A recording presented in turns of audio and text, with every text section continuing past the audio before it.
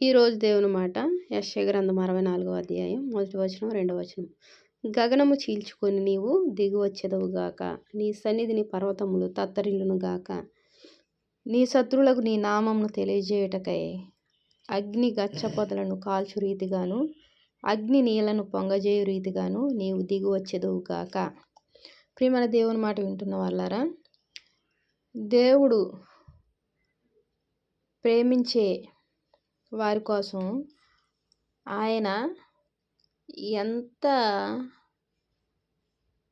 దయ, కనికరము, జాలి, ఆయన బిడ్డలైన వారికి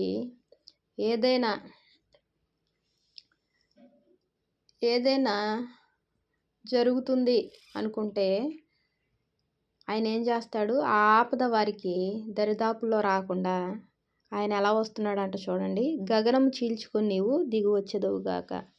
దేవుడు గగనం చీల్చుకొని వస్తున్నాడంట. మహాకాశములు పట్టజాలని దేవుడు ఆ గగనం చీల్చుకొని దేవుడు దిగి వచ్చే దేవుడుగా ఉన్నాడు. ఎవరైనా మన ఆపదలో ఉన్నప్పుడు, మనకు భయం, భీతి కలుగుతున్నప్పుడు ఎవరు రారు, ఎవరు మనకు దగ్గర ఉండరు. మరి ఆయనైతే గగనం చీల్చుకొని వచ్చే దేవుడుగా ఉన్నాడు.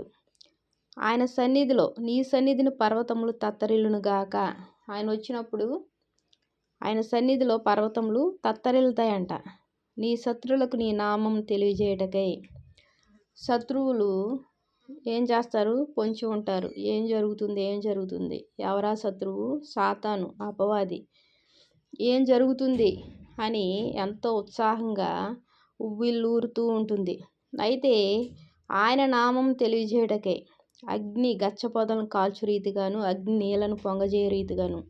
అగ్ని ఏం చేస్తుంది? గచ్చపొదలు కాల్చివేస్తుంది, అగ్ని నీళ్లను పొంగజేస్తుంది.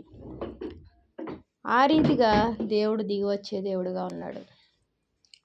ఆయన బిడ్డలైన వారికి ఆపద ఏమాత్రము కనబడనిచ్చే దేవుడు కాదు. వారి కంటికి కనబడనియ్యడు.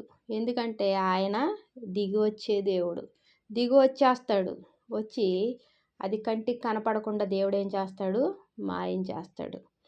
మరి ఆ గగనం చీల్చుకొని దిగి వచ్చే దేవుడు మనకు దొరికాడు. మనం భయపడాల్సిన అవసరం లేదు, దిగులు చెందాల్సిన అవసరం లేదు. మరి మనం ఏం చేయాలి? అంతగా ప్రేమిస్తున్న దేవుణ్ణి, మన కోసం దిగి వస్తున్నాడు ఆయన దిగి వచ్చే దేవుడు.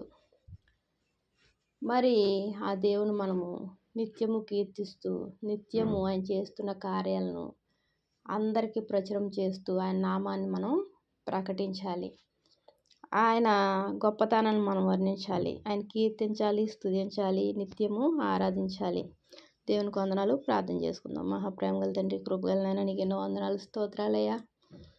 తండ్రి, ఆయనకి ఇష్టలైన మనుషులకు భూమి మీద సమాధానం అన్నావు తండ్రి. భూమి మీద సమాధానం అనుగ్రహించు నిమిత్తము నువ్వు ఈ లోకానికి వచ్చావయ్యా.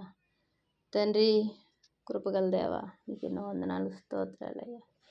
సిలువలో మరణించావు, తిరిగి లేచావయ్యా.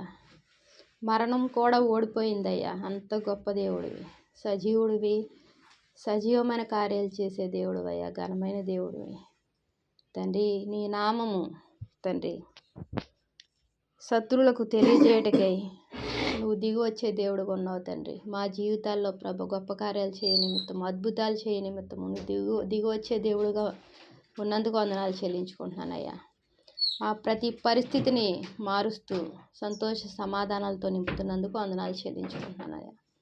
ఎంతగా ప్రేమిస్తున్న దేవానికి ఏమి రుణం తీర్చుకోగలమయ్యా. ఏమీ లేని వారం నువ్వు ఇచ్చిన రక్షణ బట్టి వందనాలు చెల్లిస్తూ నా ప్రభుని ప్రియ రక్షకుడు యేసుక్రీస్తు వారి నామంలో అతి వినయంగా ప్రతినడు వేడుకొంచున్నాను తండ్రి. ఆమేన్. ప్రైజ్.